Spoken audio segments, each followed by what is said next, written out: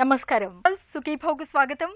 ఈరోజు సుఖీభవలో ఆరోగ్య సంజీవని సుఖీభవ, వ్యాయామంపై కరోనా ఒత్తిడి, కోవిడ్ కాలంలో ఆస్తమాతో భద్రం, పసి కిడ్నీలో వాపు, ఎప్పుడు ప్రమాదం, ఇంకా హెల్త్ టిప్. అంతర్జాతీయ ప్రమాణాలతో అలరారుతోన్న రామోజీ ఫిల్మ్ సిటీ సిగలో మరొక ఆణిముత్యం సుఖీభవ వెల్నెస్ సెంటర్.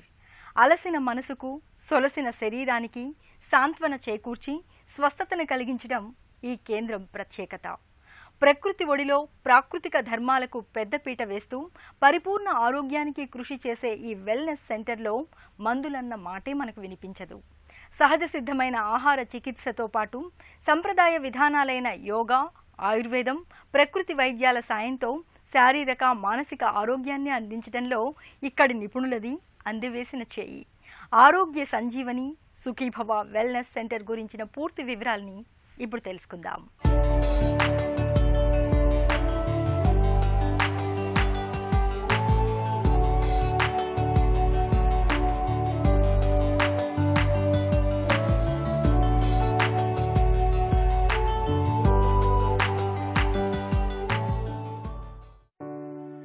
నీరు, నిప్పు, నింగి, నేల, వాయువు, ప్రకృతిలోని పంచభూతాలివి. మన శరీరం కూడా ఈ పంచభూతాల సమ్మిళితమే. ఈ 5 మన ఆరోగ్యాన్ని అనుక్షణం ప్రభావితం చేసేవే. మనం తినే ఆహారం, చేసే వ్యాయామం, తీసుకునే ఒత్తిడి, పడుకునే నిద్ర, ఇలా మన జీవనశైలి కూడా ఆరోగ్యాన్ని నిర్దేశించేదే. ప్రకృతికి దూరంగా వెళ్లిన, జీవనశైలి గతి తప్పిన అనేక ఆరోగ్య సమస్యలు చుట్టుముడతాయి. ఒకసారి ఆరోగ్యం చేజారితే దానిని తిరిగి చేజిక్కించుకోవడం కొంత కష్టసాధ్యమైన విషయమే. అందుకే మన పూర్వీకులు ఆరోగ్యమే మహాభాగ్యమన్నారు. ఆ మహద్భాగ్యాన్ని కంటికి రెప్పలా కాపాడుకోవాలి. దానికోసం ప్రకృతి చెంత జీవించాలి. పంచభూతాల సహకారం తీసుకోవాలి. జీవనశైలిని చక్కగా మలచుకోవాలి. ఇలా సంపూర్ణ ఆరోగ్యాన్నందించేందుకు ఇప్పుడు రామోజీ ఫిల్మ్ సిటీలోని సుఖీభవ వెల్నెస్ సెంటర్ అందరికీ అందుబాటులో ఉంది.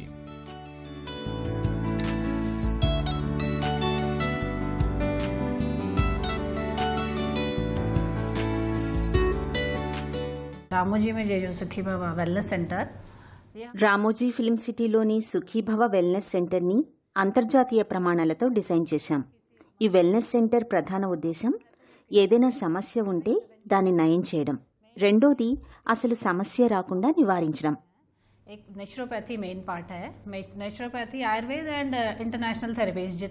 వెల్నెస్ సెంటర్లో ప్రధానంగా ప్రకృతి వైద్యం, ఆయుర్వేదం, అలాగే అంతర్జాతీయంగా కొన్ని సంప్రదాయ థెరపీల సమ్మిళితంగా చికిత్స ఉంటుంది. వెల్నెస్ సెంటర్ అనగానే ఇదేదో స్పా లాంటిది కాదు. వ్యక్తి తాలూకు శరీరతత్వాన్ని సమగ్రంగా అంచనా వేసి వారికి చికిత్స ప్లాన్ చేస్తాం. ప్రధానంగా ఇక్కడ నివారణ థెరపీల మీద దృష్టి పెడుతున్నాం. చికిత్సలు కూడా ఉన్నాయి. ఈ వెల్నెస్ సెంటర్ని ఎలా డిజైన్ చేశామంటే, బయట ప్రాంతాల నుండి చాలా మంది వస్తుంటారు. వారికి వసతి సౌకర్యం కూడా ఉంది. వారు ఇక్కడే ఉంటూ జీవనశైలిని ఎలా మలుచుకోవాలో చెప్తాం. ఎందుకంటే ప్రస్తుతం జీవనశైలి సమస్యలు చాలా ఎక్కువగా ఉన్నాయి. ఇక్కడికి వచ్చే వాళ్లకు వసతి సౌకర్యం కల్పించడంతో పాటు వారి ఆహారం, వ్యాయామం, నిద్ర, మొత్తం జీవనశైలి ఎలా ఉండాలో రూపకల్పన చేస్తాం. ఈ ప్లానింగ్లో నివారణతో పాటు అవసరమైతే సంప్రదాయ, ప్రాకృతిక చికిత్సా మార్గాల్ని కూడా మేము అందజేస్తాం. ఇక్కడ మేము అందజేస్తున్న వసతి సౌకర్యాల్లో లెవెల్స్ ఉన్నాయి. ప్రీమియం అని, నార్మల్ అని. ఎవరికి సౌకర్యంగా ఉన్నవి వాళ్ళు ఎంపిక చేసుకోవచ్చు. ఒంట్లో పేరుకుపోయిన, తుప్పుపట్టిన అనారోగ్య మలినాలను తొలగించి బంగారం లాంటి ఆరోగ్యాన్నందించే పరుసవేది మన సొంతమైతే, నిస్సారమై నిస్త్రాణంగా మారిన ప్రాణానికి కొత్త ఊపిరిలూది సరికొత్త జవసత్వాలనందించే సంజీవని ఏదైనా మన సొంతమైతేనో, అలాంటి పరుసవేది, సంజీవని లాంటి ఆరోగ్య అస్త్రాలను సుఖీభవ వెల్నెస్ సెంటర్ అందిస్తోంది. ప్రకృతి సిద్ధమైన డైట్ థెరపీ, మడ్ థెరపీ,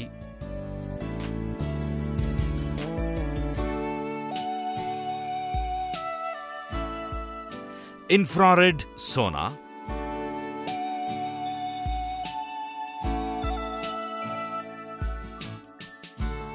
సంప్రదాయ అభ్యంగనం,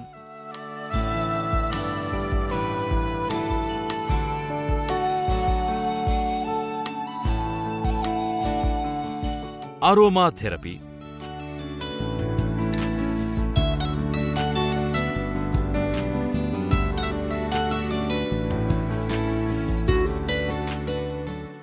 హైడ్రోథెరపీ,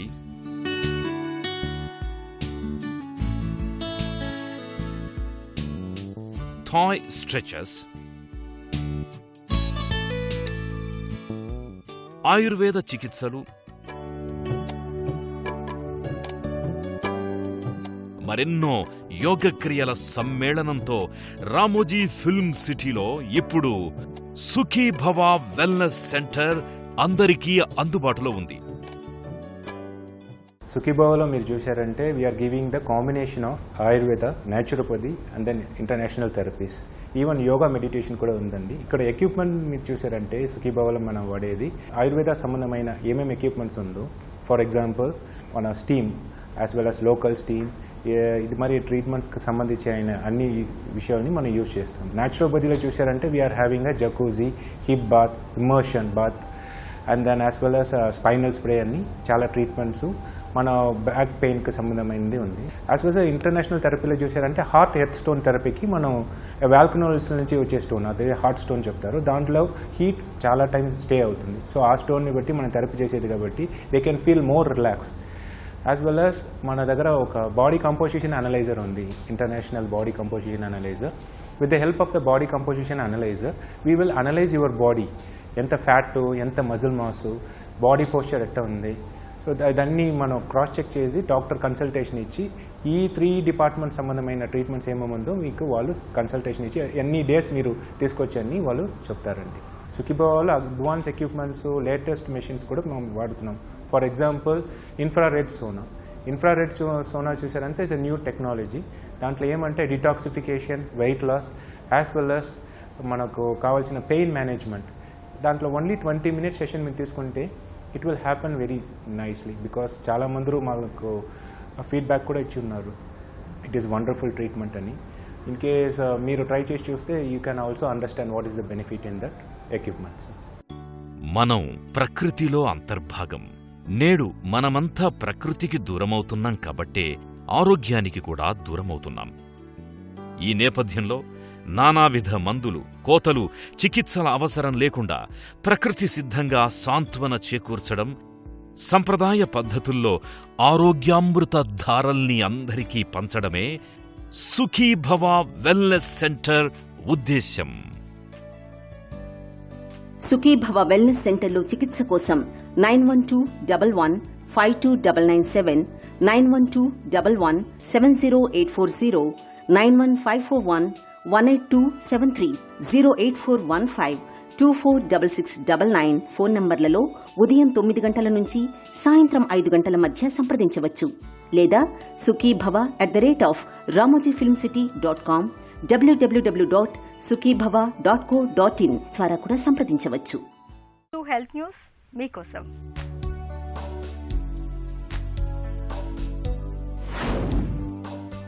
కరోనా జబ్బు వ్యాయామాన్ని ఒత్తిడికి గురిచేస్తోంది. ఆశ్చర్యంగా అనిపించిన నమ్మక తప్పని పరిస్థితి ఇది. సాధారణంగా వ్యాయామంతో ఆందోళన, ఒత్తిడి తగ్గుముఖం పడతాయి. దీనికి కారణం మెదడులో హాయిని కలిగించే సెరటోనిన్ హార్మోన్ విడుదల కావడం. అయితే కరోనా జబ్బుతో తలెత్తే ఒత్తిడి మీద వ్యాయామం అంత ప్రభావమేమీ చూపడం లేదని వాషింగ్టన్ స్టేట్ యూనివర్సిటీ అధ్యయనం పేర్కొంటోంది. జన్యువులు, పరిసరాలు వ్యాయామ ప్రయోజనాలను తొక్కిపెడుతున్నాయని సూచిస్తోంది. కోవిడ్ మూలంగా ఇంటికే పరిమితమైన కవలల్లో ఎప్పటి మాదిరిగానే వ్యాయామం చేసిన వారితో పోలిస్తే మరింత ఎక్కువగా వ్యాయామం చేసిన వారిలో ఒత్తిడి, ఆందోళన తగ్గకపోగా ఇంకాస్త అధికమైంది కూడా. కరోనా భయంతో ఇంటికే పరిమితం కావడం వల్ల ఎంతో మంది వ్యాయామం తగ్గించేస్తున్నారు. ఇది మానసిక సమస్యలకు దారితీస్తుందని నిపుణుల భయం. కానీ ఫలితాలు విభిన్నంగా వెలువడటం విచిత్రం. కవలల్లో జన్యువులు దాదాపు ఒకేలా ఉంటాయి. సాధారణంగా కవలలు ఒకే వాతావరణంలో పెరుగుతారు. అందుకే పరిశోధకులు వ్యాయామం మానసిక ఆరోగ్యం మీద జన్యువులు పరిసరాల ప్రభావాలను అర్థం చేసుకోవడానికి కవలలను ఎంచుకున్నారు. ఒత్తిడిని తగ్గించుకోవడానికి వ్యాయామం ఖచ్చితంగా తోడ్పడుతుందని చెప్పలేమని, వ్యాయామానికి జన్యువులకు పరిసరాలకు ఏదో సంబంధం ఉంటోందని నిపుణులు చెప్తున్నారు. అలాగని వ్యాయామం తగ్గించేయడానికి లేదు. రోజు మాదిరిగానే వ్యాయామం చేసిన వారితో పోలిస్తే వ్యాయామం తగ్గించిన వారిలో ఒత్తిడి, ఆందోళన మునుపటి కన్నా పెరిగిపోయాయి. వృద్ధులు, మహిళల్లో ఇవి మరింత ఎక్కువగా కనిపించాయి. అంటే ప్రస్తుత పరిస్థితుల్లో కరోనా భయంతో వ్యాయామం తగ్గించినా, అతి నమ్మకంతో వ్యాయామం పెంచినా పెద్దగా ప్రభావం ఏమీ ఉండటం లేదన్నమాట. కరోనా ఆంక్షలు, భయం తొలగిన తర్వాత ఇవి మారిపోయే అవకాశం ఉండొచ్చని పరిశోధకులు భావిస్తున్నారు. ముందు చూస్తే కరోనా, వెనుక చూస్తే ఆస్తమా. ప్రస్తుతం ఆస్తమా బాధితుల పరిస్థితి ఇలాగే ఉంది. కరోనా ఇన్ఫెక్షన్లో జలుబు, జ్వరం, దగ్గుతో పాటు ఆయాసం కూడా ప్రధాన లక్షణంగా ఉండడంతో ఆస్తమా బాధితులకు పెద్ద చిక్కొచ్చి పడుతోంది. కొద్దిపాటి ఆయాసం రాగానే అది ఆస్తమా తాలూకా లేక కరోనా బారిన ఏమైనా పడ్డామా అన్న సందేహం వేధిస్తోంది. ఇక కరోనా బారిన పడ్డ ఆస్తమా బాధితుల్లో ఆయాసం ఎక్కువై ఊపిరి సరిగా అందక పరిస్థితులు వేగంగా విషమిస్తున్నాయని చెప్తున్నారు డాక్టర్లు. ఈ నేపథ్యంలో కరోనా కాలంలో ఆస్తమా బాధితులు తీసుకోవాల్సిన జాగ్రత్తల గురించి ఇప్పుడు తెలుసుకుందాం.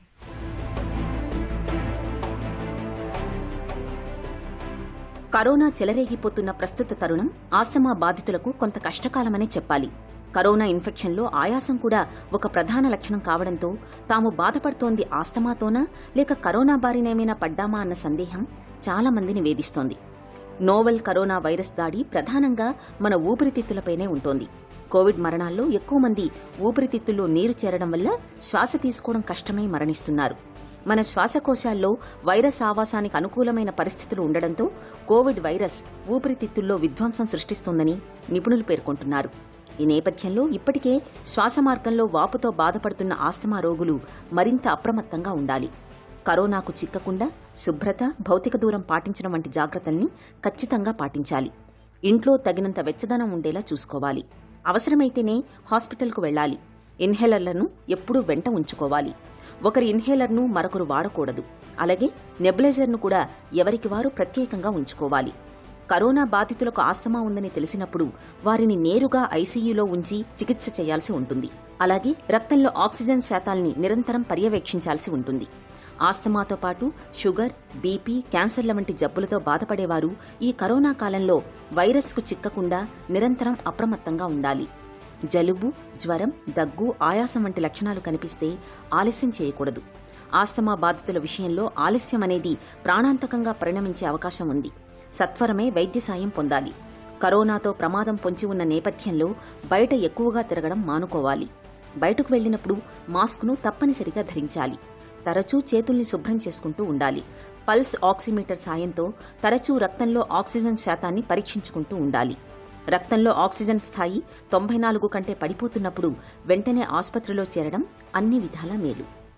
జబ్బు వేరు, జబ్బు లక్షణం వేరు. మనం చాలాసార్లు ఈ రెండింటినీ ఒకే ఘాటున కట్టేస్తూ ఉంటాం. కడుపు నొప్పి, తలనొప్పి, జ్వరం ఇలాంటివన్నీ జబ్బు లక్షణాలే కానీ జబ్బులు కాదు. వాటి వెనుక ఉన్న కారణాలను తెలుసుకుని వాటికి చికిత్స చేయాల్సి ఉంటుంది.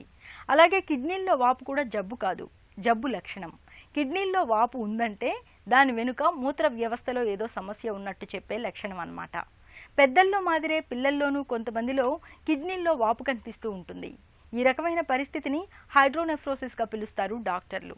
పసి కిడ్నీల్లో వాపు గురించిన పూర్తి వివరాలను డాక్టర్ని అడిగి ఇప్పుడు తెలుసుకుందాం.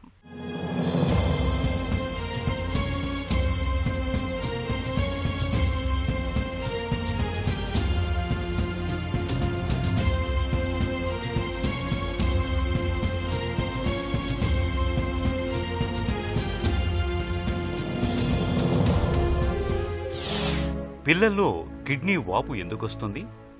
చిన్నపిల్లల్లో కిడ్నీ వాపు అనేది రకరకాల కారణాల వల్ల వస్తుందండి. ఎక్కువ శాతం ఇప్పుడు యాంటీనేటల్గా డయాగ్నోస్ అవుతుంది. అంటే గర్భస్థ దశలో ఉండగా మనకి కిడ్నీ వాపు అనేది గుర్తించడం జరుగుతుంది. దీనికి కారణాలు అనేవి రకరకాలుగా ఉండొచ్చు. ఒకటేంటంటే కిడ్నీ నుంచి బయటకు వచ్చినప్పుడు దీని పెల్విస్ దగ్గర ఉన్న పైప్ అనేది సన్నబడడం, దాన్ని పీయూజీ అబ్స్ట్రక్షన్ అంటాము. నెక్స్ట్ ఏంటంటే కింద నీరుడి సంచి దగ్గర బ్లాడర్ దగ్గర అబ్స్ట్రక్షన్ కానీ లేకపోతే బ్లాడర్ దగ్గర వాల్వ్ వదిలవడం కానీ దానివల్ల రిఫ్లెక్స్ ఉండడం వల్ల కానీ లేకపోతే అబ్స్ట్రక్షన్ ఉండడం వల్ల కానీ. మూడోది నీరుడి సంచి బయట, అది మగపిల్లవాడైతే కనుక నీరుడి సంచి బయట పియు వాల్వ్స్ అంటాం, పోస్టుడితుల వాల్వ్ అంటాం, దానివల్ల కూడా ఏంటంటే అడ్డుపడి 2 కిడ్నీలలో వాపు రావడానికి అవకాశం ఉంటుంది. కిడ్నీ వాపుకు చికిత్స ఎలా ఉంటుంది? వచ్చిన వాపు నెక్స్ట్ వచ్చిన ప్రదేశం బట్టి మనం ట్రీట్మెంట్ ఆధారపడి ఉంటుంది. కిడ్నీ వరకు కనుక ఒక కిడ్నీ వరకు వాపు ఉంటే కనుక మనం పుట్టిన తర్వాత బేబీకి అల్ట్రాసౌండ్ అంటే యూజువల్గా 48 గంటల తర్వాత స్కానింగ్ అది చేస్తాము. స్కానింగ్లో ఉన్న అంటే సైజుని బట్టి ఈ రీనల్ పెల్విక్ ఏపీ డయామీటర్ అంటాము, ఆ డయామీటర్ సైజ్ని పారెంకైమల్ థిక్నెస్ అంటాం, అంటే కిడ్నీ మందం అనమాట. ఆ 2 పారామీటర్స్ తోటి మనం రెగ్యులర్ అల్ట్రాసౌండ్ తోటి ఫాలో అవుతూ దాని కనుక సీరియల్ అల్ట్రాసౌండ్లో కనుక మనం ఈ మందం అంటే తగ్గడం కానీ లేకపోతే ఈ రీనల్ పెల్విస్ సైజ్ పెరగడం కనుక జరుగుతుంటే కనుక మోర్ దెన్ 25 మిల్లీమీటర్స్ కనుక పెరుగుతుంటే కనుక అప్పుడు ఫర్దర్గా మనకు వర్కప్ అవసరం పడుతుంది. దానికి డిటిపిఎస్ స్కాన్ అని చెప్పేసి అంటాము. దాన్ని ఆ స్కాన్ చేస్తే ఏంటంటే మనకి అబ్స్ట్రక్షన్ అనేది కంప్లీట్గా ఉందో లేదని తెలుస్తుంది. ఆ బ్లాక్ అనేది ఎక్కువగా ఉండటము, రీనల్ ఫంక్షన్ అనేది తగ్గడము అలాంటివి జరిగితే కనుక మనం ఆ బేబీకి కొంతమందిలో ఆపరేషన్ కూడా అవసరం పడుతుంది. బట్ మెజారిటీ ఏంటంటే వాటికి అంతటా అవే తగ్గిపోవడానికి అవకాశాలు ఉంటాయి. అవి రెగ్యులర్గా స్కాన్ చేసుకుంటూ ఒక 6 నెలల నుంచి సంవత్సరం వరకు ఫాలో అయితే కనుక మనకి తగ్గిపోవడానికి అవకాశం ఉంటుంది. ఈ అల్ట్రాసౌండ్ స్కానింగ్ అనేది బేసిక్ టెస్ట్ అది. దాంట్లో కనుక ఎక్కువ వాపు అది ఉండడం కనుక జరిగితే కనుక మనం ఈ ఫర్దర్ టెస్టింగ్ అంటాం, ఎంసీయూజీ అంటాము. ఎంసీయూజీ అంటే ఈ రిఫ్లెక్స్ అనేది అంటే యూరిన్ అనేది బ్లాడర్ నుంచి వెనక్కి ఏమైనా వస్తుందేమో చెక్ చేసుకోవడం కోసం అని చెప్పేసి ఎంసీయూజీ అనే టెస్ట్ చేస్తాము. ఎంసీయూజీలో టెస్ట్లో రిఫ్లెక్స్ ఏమైనా ఉంటే కనుక ఆ రిఫ్లెక్స్ గ్రేడ్ని బట్టి మనం అబ్జర్వేషన్లో ఉంచాలా లేకపోతే ఫాలోఅప్లో అంటే యాంటీబయాటిక్స్ ఏమైనా వాడాల్సి వస్తుందని చెప్పేసి మనం డిసైడ్ చేస్తాము. అది కాకుండా ఓన్లీ కిడ్నీ వరకు వాపు ఉండి ఆ కింద అంటే మీ రిఫ్లెక్స్ ఏం లేకపోతే కనుక మనం అప్పుడు కిడ్నీ వాపుని సీరియల్ అల్ట్రాసౌండ్లో ఫాలో అవుతూ ఉండిచ్చి ఆ అబ్స్ట్రక్షన్ పెరుగుతుంటే కనుక మనం డిటిపిఎస్ స్కాన్ చేసి దాన్ని ఫర్దర్గా మనం ఏమైనా అబ్స్ట్రక్షన్ ఉంటే కనుక ఆపరేషన్ ద్వారా దాన్ని కరెక్ట్ చేయడం జరుగుతుంది. ఆపరేషన్ అంటే ఏదైతే కిడ్నీ నుంచి వచ్చి పైపు సన్నబడిందో ఆ భాగాన్ని తీసేసి తొలగించి మళ్ళీ దాన్ని మళ్ళీ రీజాయిన్ చేస్తాం. ఆ రీజాయిన్ చేసినప్పుడు లోపల ఏంటంటే స్టెంట్ అనేది వేస్తాం, కిడ్నీ నుంచి బ్లాడర్ వరకు స్టెంట్ వేస్తాము. అది ఒక 6 వీక్స్ తర్వాత అలాగా ఎండోస్కోప్ తోటి స్టెంట్ తీసేయడం జరుగుతుంది. కిడ్నీ వాపుకు సర్జరీ ఎప్పుడు అవసరం?